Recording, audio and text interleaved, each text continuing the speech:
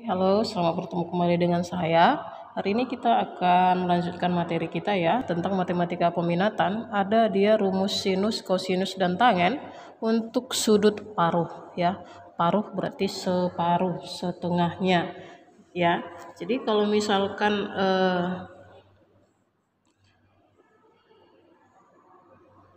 ada sudut awalnya A ya. Misalkan sudut awalnya itu A, maka separuhnya itu adalah setengah A. Kemudian kalau misalnya awalnya setengah A, berarti separuhnya seperempat A. Demikian seterusnya ya, separuh, setengahnya. Nah, bagaimana si sudut paruh ini untuk si sinus, kosinus, dan tangen? Pastinya ada rumusnya. Dari mana diturunkan rumusnya? Dari yang namanya sudut ganda itu. Ya, sudut ganda atau sudut rangkap. Mari kita lihat bagaimana dia rumus sudut paruh untuk sinus, kosinus, dan tangen. Oke, rumus sin setengah A. Jadi rumus sin setengah A ini diturunkan berdasarkan rumus cos 2A. Cos 2A ya, itu ada salah satunya 1 kurang 2 sin kuadrat A. Kenapa kita pakai yang ini? Karena kita mau cari sin ya, rumus sudut paruh dari sin. Cos 2A sama dengan 1 kurang 2 sin kuadrat A. Berarti 2 sin kuadrat A itu sama dengan 1 kurang cos 2A. Oke, sin kuadrat A sama dengan 1 kurang cos 2A per 2. Nah, kalau dia mau sinnya aja, berarti akar dari 1 kurang cos 2A per 2. Ini sin A. Nah, dari sini kalau kita mau buat sin setengah A ya, itu menjadi akar 1 kurang cos A per 2. Setengah dari cos 2A itu cos A ya. Nah, inilah dia rumus sudut paruh untuk sinus ya, sudut paruh untuk sinus. Nah, kemudian karena ini sudut, kita juga harus perhatikan ya, kapan dia positif, kapan dia negatif ya. Kalau misalkan dia sinus, dia positif di kuadran 1 dan 2, dan dia negatif di kuadran 3 dan 4. Oke, pos di kuadran 1 dan 2, negatif di kuadran 3 dan 4. Nah, ini juga harus kita perhatikan. Sudah, berikutnya rumus cos setengah A ya. Kita tetap menurunkannya dari sudut rangkap. Kita ambil yang punya si cos 2A, tapi kita ambil dia yang rumus yang ini, 2 cos kuadrat ya, 2 cos kuadrat A kurang 1 itu sama dengan cos 2A. Dari sini kita mau cari cos seperti sin tadi ya, berarti 2 cos kuadrat A itu sama dengan cos 2A tambah 1 gini ya, atau cos kuadrat A itu sama dengan cos 2A tambah 1 per 2. Sudah, atau cos A sama dengan akar cos 2A tambah 1 per 2. Sudah, tambah 1 per 2. Mirip ya sama sini ya. Iya, bedanya di sini tambah, di sinus negatif ya. Berarti kalau cos A sama dengan akar cos 2A tambah 1 per 2, maka cos setengah A itu adalah akar cos A tambah 1 per 2 ya, atau 1 tambah cos A per 2 pun sama. Inilah dia rumus paruh, sudut paruh untuk si kosinus. Kemudian kita lihat rumus tangen ya, tangen untuk setengah A. Lah, lihat aja tangen itu berarti dia sin per cos. Jadi bisa langsung kita buat ya. tang setengah A itu sama dengan ya sin setengah A per cos setengah A. Sudah, kalau kita buat rumusnya itu berarti akar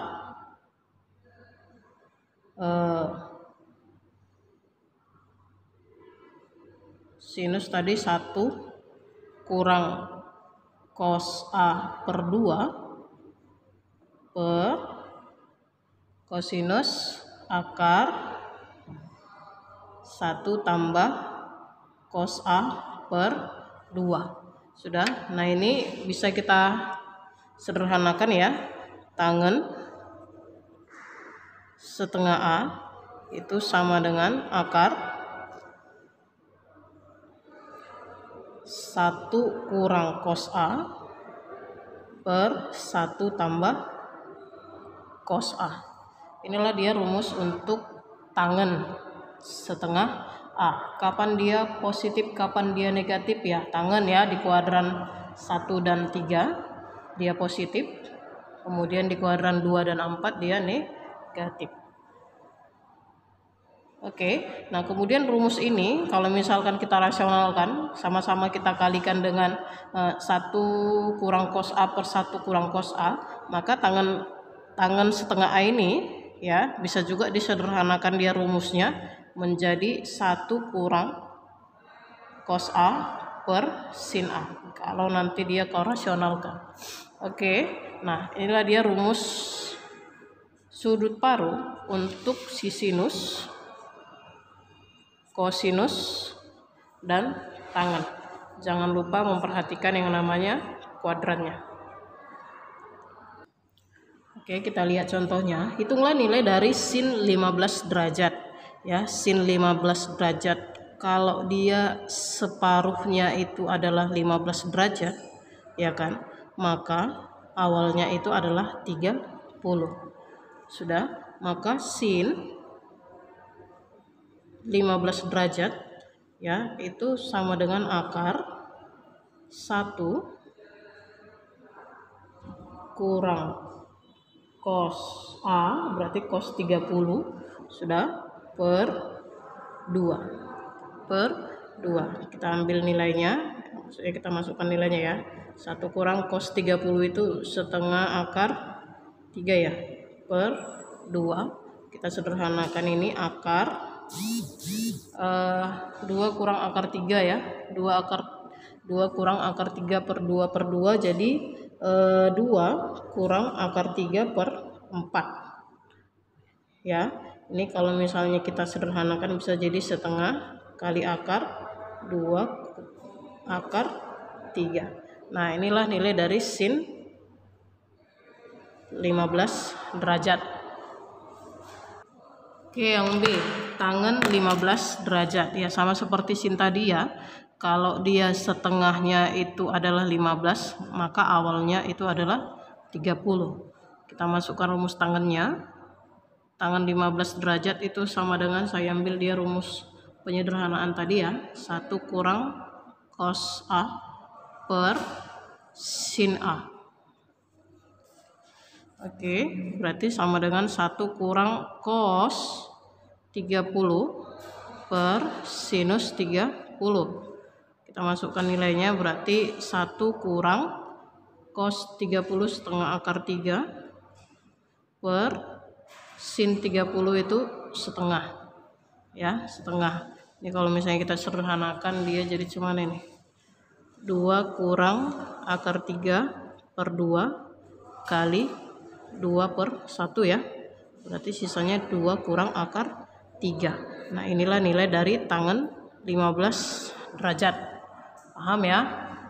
Oke, ada contohnya. Diberikan sin A sama dengan min 12 per 13, A di kuadran ketiga. Hitunglah cos A per 2. Nah ini adalah suatu soal ya, dimana dia menggunakan yang namanya perbandingan trigonometri. Maka untuk bisa lebih jelasnya kau harus gambarkan dulu segitiganya, kemudian tentukan dia masing-masing unsurnya dengan teorema Pythagoras.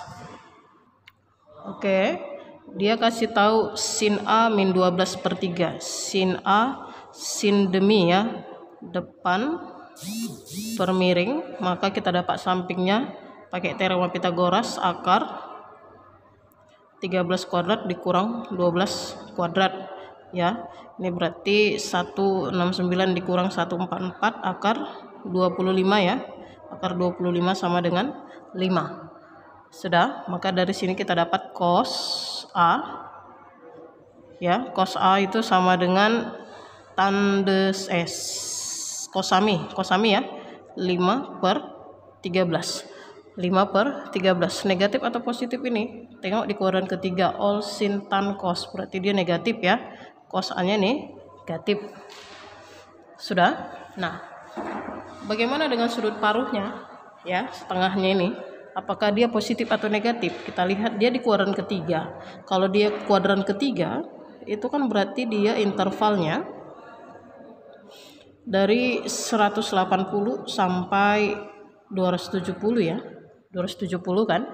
Nah, kemudian kalau misalnya dia separuhnya, kalau X ya, A ya, sudut A. Nah, kalau kita buat separuhnya, berarti A/2 di antara 180/2 di antara 270/2 kayak gini ya. Maka sudut paruhnya itu berada di antara 90 derajat dan 135 derajat. Kalau misalnya kita lihat intervalnya, berarti dia jatuhnya di kuadran kedua ya, di kuadran kedua. Kuadran kedua.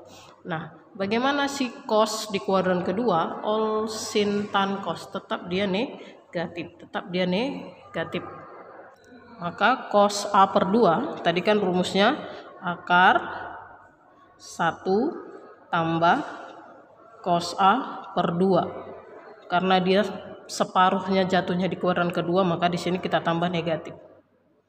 Gitu ya. Nah, kemudian kita hitung nilainya, min akar 1 tambah cos A itu tadi kita dapat min 5/13. Jadi 1 kurang 5/13/2. Oke. Nah, berarti dia jadi akar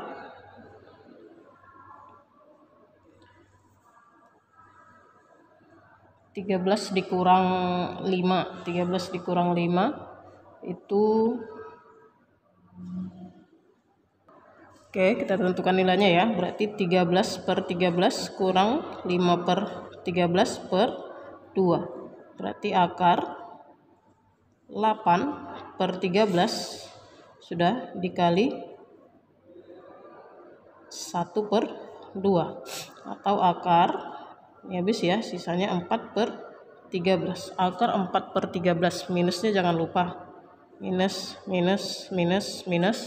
ya. Kalau misalnya kita sederhanakan, ini jadi min 2 per akar 13, kita rasionalkan kali akar 13 per akar 13, hasilnya jadi min 2 akar 13/13.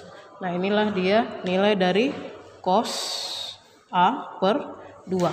Jadi diperhatikan yang namanya kuadrannya. Paham ya? Oke. Nah, berdasarkan contoh soal yang tadi, maka di sini saya buatlah ya, dia sin setengah itu plus minus. Kapan dia positif, kapan negatif tergantung kuadrannya ya. Tengoklah soalnya. Jadi semuanya ada plus minusnya. Oke. Nah, mungkin ini aja materi kita hari ini ya. Terima kasih atas perhatiannya. Sampai jumpa kembali. Selamat pagi.